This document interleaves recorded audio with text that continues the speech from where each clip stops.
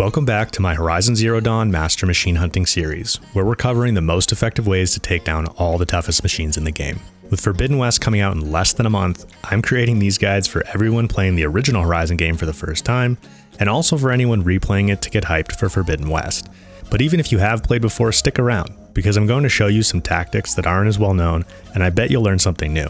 That's because, unlike all the other machine hunting guides out there, in this series, we're using gear and abilities that make sense for the level you'd be when you first encounter each machine. Let's face it, those speed takedown videos are cool and all, but they just aren't very helpful for most people, and especially not for new players. So whether you're a veteran Horizon player diving back in to prepare for Forbidden West, or you're new to Horizon and you're just trying to figure out how to take down these crazy machines, welcome, this is the series for you.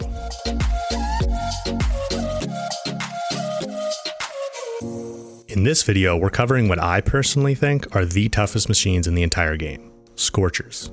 Scorchers, along with Frostclaws and Fireclaws, are unique to the Frozen Wilds DLC and only exist in a portion of the map known as the Cut. In fact, there's only 2 Scorcher sites in the entire game, so it's pretty rare you run into them, which is one of the reasons they're so tough. You just don't get many opportunities to fight them.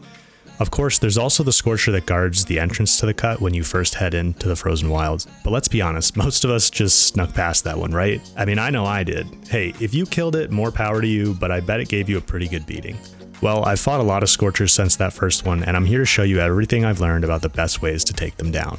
Now, like I said, I honestly feel that Scorchers are the toughest machines in the whole game. Frostclaws and Fireclaws might be bigger and more intimidating, but they have more weak points you can exploit and more predictable movement. By the way, keep an eye out for my Frost and Fireclaw guides coming up soon. Anyway, Scorchers do have some weaknesses, and we're definitely going to exploit those, but they're also incredibly agile, and to me, this is what differentiates Scorchers from virtually all other machines in the game. If you fight any machine enough, you'll begin to understand its movement patterns and the audio cues it gives you before it does certain attacks. Scorchers do these things too, but their attacks are just so incredibly fast that it's tough to avoid them even when you know they're coming. And by the way, a lot of those attacks deal additional fire damage as well. Plus, their agility makes it very hard to land shots where you need to. So yeah, as you guys know, Scorchers are super tough. So let's get into the best ways I've found to take them down. Taking a look at the machine catalog, we can see that Scorchers have a general body weakness to freeze, so we're definitely going to take advantage of that. We can also see that the mine launcher and blaze canisters are weak to tear. First off, let me steer you away from focusing on those blaze canisters. They're difficult to hit, and tearing them off doesn't deal much damage. You can hit them with fire arrows to cause an explosion, but it barely does anything to the Scorcher, which I guess makes sense. I mean, they are Scorchers after all, so I guess they just love fire. Now, the mine launcher is very tempting to knock off with a tear arrow, and it's actually pretty easy to do that given that you can see it from pretty much any angle. However, I'm actually going to recommend that you don't knock it off with tear blast arrows. That's because we can actually deal more damage by hitting the mine launcher directly than we can by tearing it off. Don't worry though, I know the mine launcher can deal a ton of damage, so we're definitely going to destroy it early. We just aren't going to tear it off. Finally, we can see that the power generator on the Scorcher's hips is weak to all. Basically, this just means that there's a big damage multiplier on it, so what we want to do is hit it with the highest damage ammo we can. Also, once the power generator is destroyed, it will cause a shock explosion, which actually stuns the Scorcher for a little while. Focusing on that power generator first is the key to taking down Scorchers, but you'll notice they're extremely protective of it. If they notice you, they'll almost never give you a clear shot at the power generator. So here's our strategy. We start by sneaking up to the Scorcher and waiting for it to give us a clear shot at the power generator. With a couple of precision arrows, we destroy that in one shot. This stuns the Scorcher and gives us an opportunity to deal easy damage to the mine launcher. We hit the mine launcher as many times as we can before the Scorcher starts to get up. After this, we switch to freeze arrows to start freezing it. Remember, freezing a machine will multiply any damage we deal by up to 4 times. Once it's frozen, if we didn't fully destroy the mine launcher already, we focus on that first using more precision arrows, and then we switch to just hitting it in the body to deal a bunch of damage. If it unfreezes before we kill it, we freeze it again, and go back to hitting it with precision arrows. This strategy actually works really well as long as you can get the first few steps down. So let me show you live. Alright guys, so I'm here at the Western Scorcher site. Just kind of show you where we're at in the southwest part of the Frozen Wilds. This is actually the site where 2 Scorchers can spawn at a time. So if you want to fight 2, this is the one you have to come to. But it can also just spawn 1, or it can spawn 1 with some Lancehorns, or it can spawn 2 with some Lancehorns. But right now we've just got a single Scorcher here, so it'll be a nice clean fight for the example. If you want to fight the other one, this is never going to be a clean fight because this site always spawns 1 Scorcher and 2 demonic longlegs on either end of the lake. So just going to show you a clean fight example here at this site, and I'll give you the typical rundown. So I'm on very hard difficulty level, and we can take a look at the gear I'm using. There's actually only 2 weapons we need. So the Shadow Sharp Shot Bow is the primary weapon, because we need those precision arrows to deal a whole lot of damage to the power generator first, and then the mine launcher.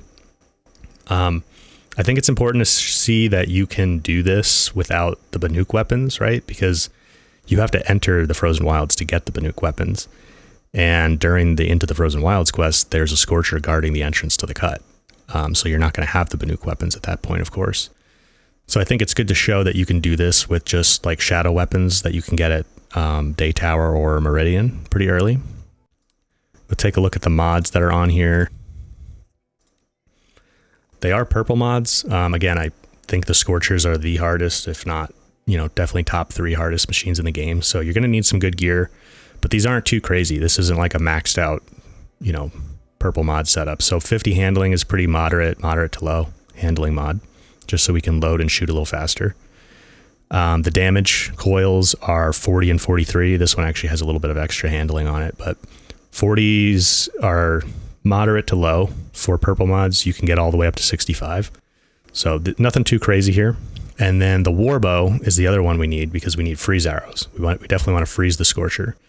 So again, this is the Shadow variant, and I have a moderate handling mod on that, so we can load it a little faster. And again, like 40s for some freeze mods, just to boost that effect a little bit. Okay. Let's take a look at the outfit. So I'm using the Karja Silks Heavy. Again, this is something you can get in Meridian. You don't have to like play all the way to the end game to get something like this. For example, like the Shadow Stalwart, which would be the best besides the Shield Weaver armor. But the Karja Silks Heavy is what we're going to use, and I have a moderate melee resist on there. It has some stealth, but we don't really need that. And then I have some fire resist, of course, because the Scorcher's a fire-based machine, and it does a whole bunch of fire attacks.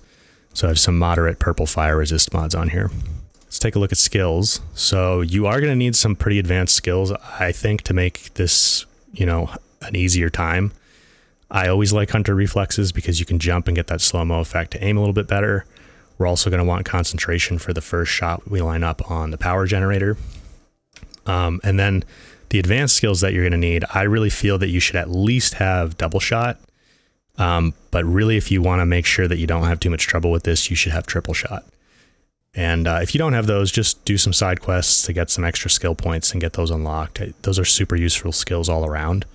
So I think it's worth getting them, and we're definitely going to utilize them here with the Scorcher. Okay, so quick tip before we head in here. I am going to line up a fire resist potion, just because we may take some fire damage and that'll greatly reduce it.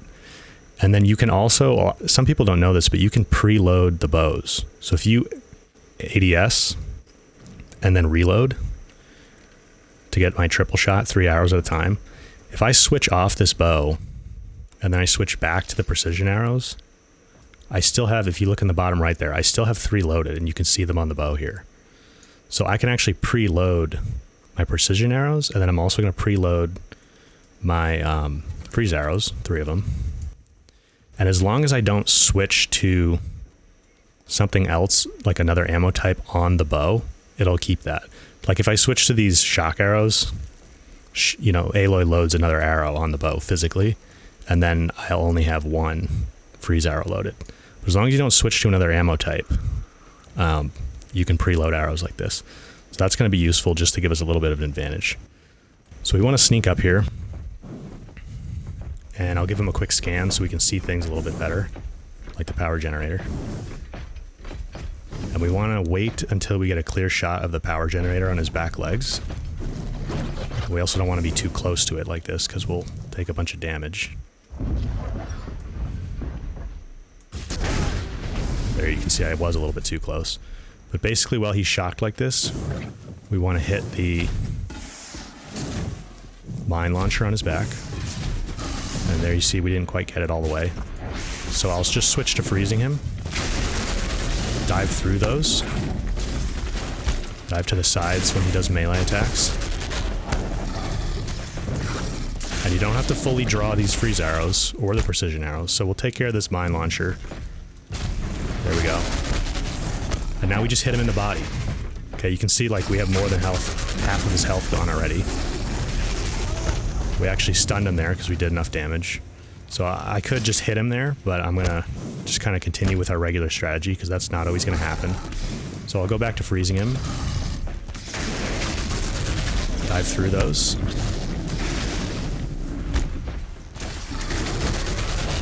To the sides. One more freeze arrow. There we go.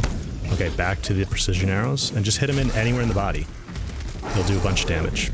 Okay, so that actually goes down pretty fast. I think it's pretty impressive how well that strategy works.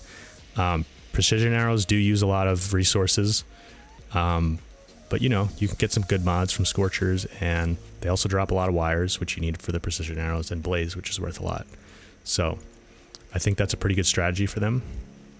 And if you hang around a little bit longer in the video, I'll show you even another strategy that's even easier. Okay. As you guys can see, opening by destroying that power generator first gave us a huge advantage. We were actually able to knock down about half the Scorcher's health before it even got up. Now, of course, the Scorcher is going to get up, and when it does, you're going to have to focus on good dodge timing.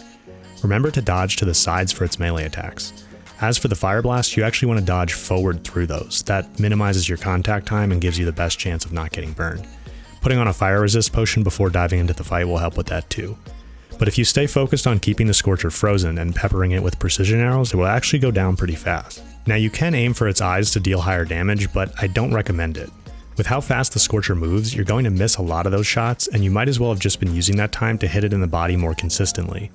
Remember, you don't need to fully draw your bow to get full damage. Fully drawing your bow only increases its accuracy, so when you're shooting the Scorcher in the body, just whip arrows at it as fast as you can. Same thing applies for your freeze arrows, no need to fully draw those either. You can just whip them into the machine's body really fast. Of course, the exception to this is the Banuk bows, which do need to be fully drawn to deal full damage, but those are the only bows that work that way. Now if you're still struggling with Scorchers, let me give you a few extra tips. If you get yourself a Shadow Rope Caster, it will make things a little easier. When we first sneak up, instead of hitting the power generator right away, you can tie the Scorcher down instead.